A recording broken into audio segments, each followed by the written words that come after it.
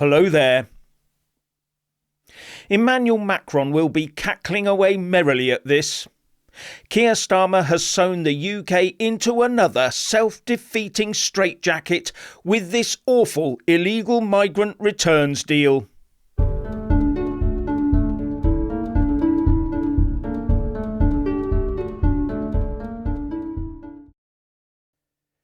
Keir Starmer and his Home Secretary Yvette Cooper must either be stupid or think the entire UK population is stupid.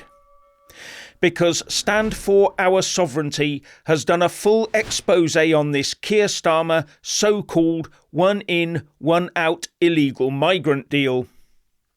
If it really were one in, one out, then no one would be coming in, zilch. Because 1 minus 1 equals 0.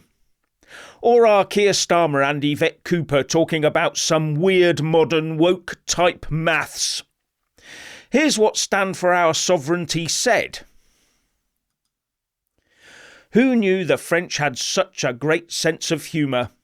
Sadly, British people won't be laughing after reading this summary of Macron's big French joke. And that's exactly what it is. And reading from the web, here are the 8 points from them that puts the lie to Starmer's claims. And the first is the unrealistic deadlines that are involved here. It shows that for us to be able to successfully send someone back, we must have a dossier put together within 14 days.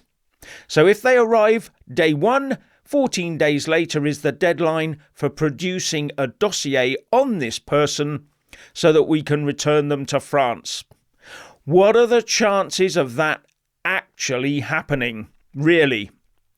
Also, they, the French, have 28 days, double the time, to peruse the paperwork that we send them and then reject them. And if they don't tell us that they've rejected them, that is an automatic rejection, so we can't send them over. And this is all before we put someone on a plane to send them back. So that just puts the onus on the UK to do it all and do it quickly. And there's more later on that.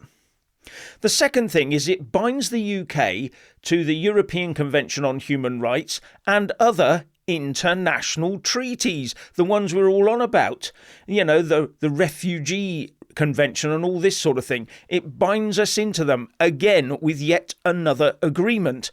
So it makes it very difficult for us because we have to abide by all of these things. And if we decide, like there is talk about,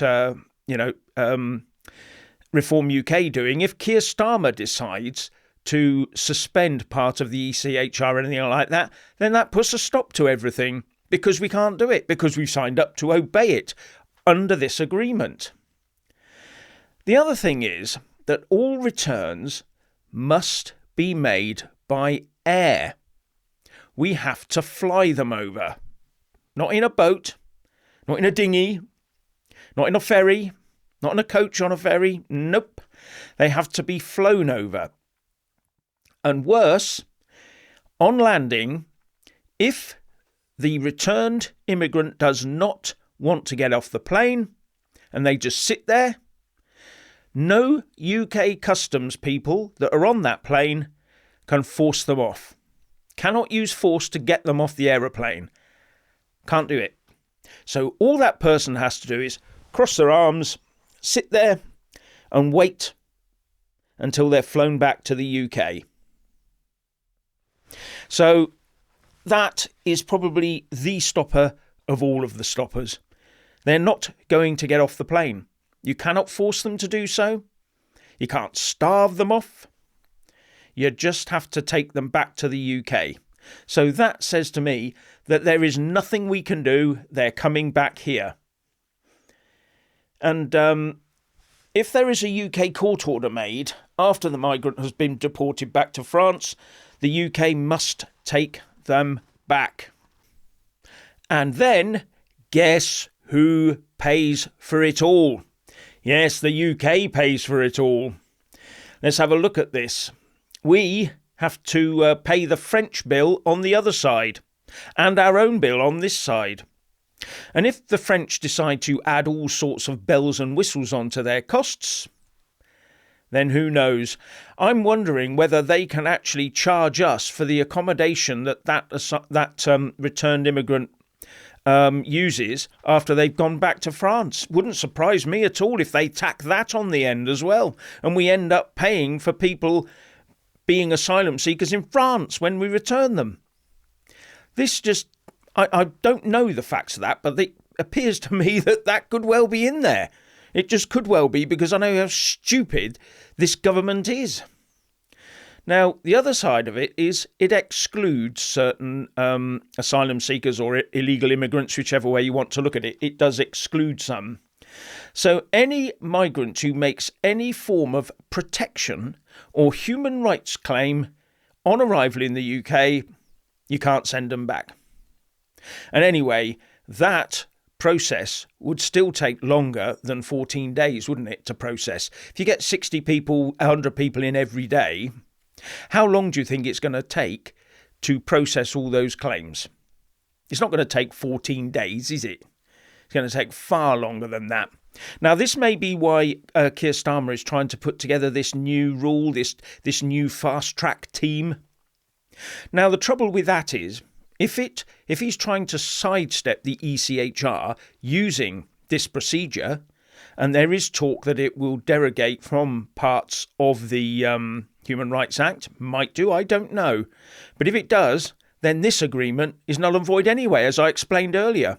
So he's caught there.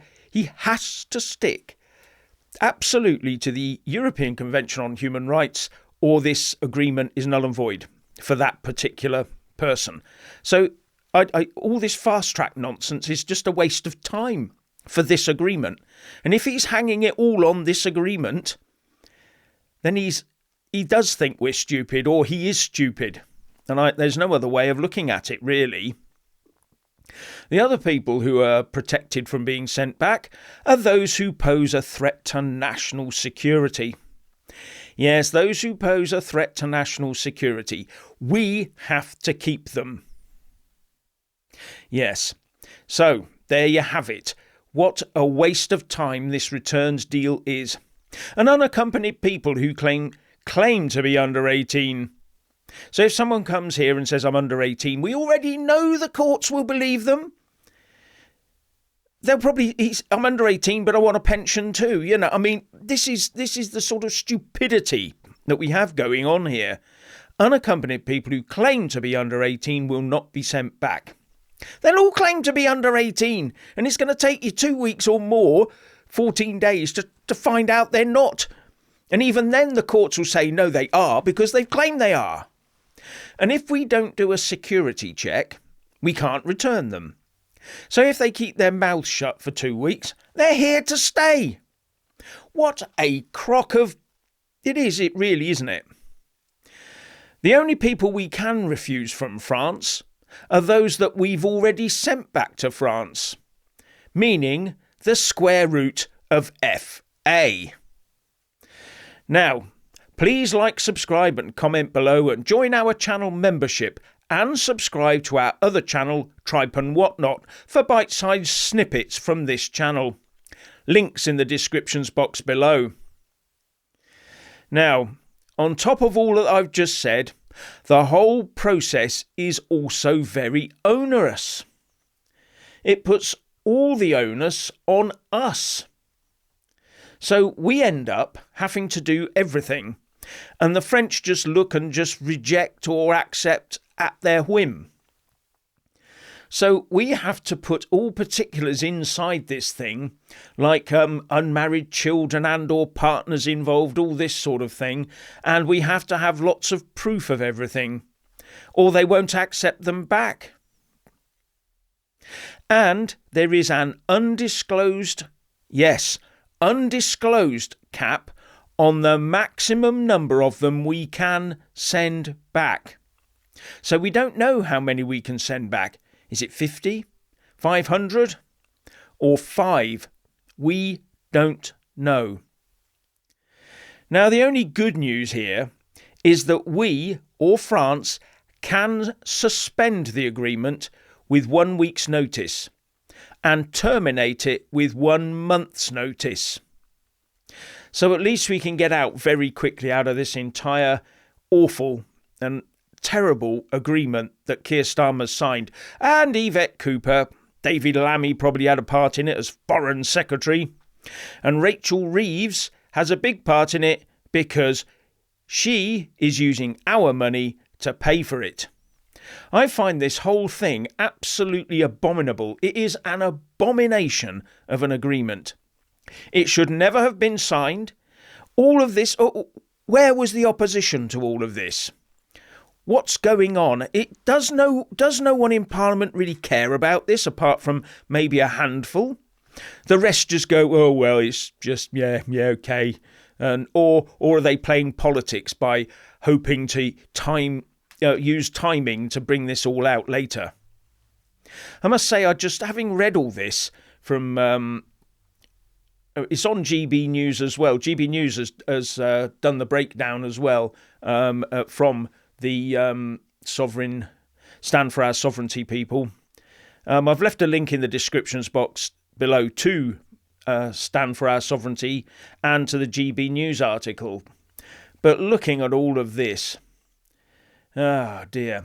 And Stand for Our Sovereignty says, Starmer's 1-in, 1-out deal with Macron, the funniest international treaty a French person will ever read.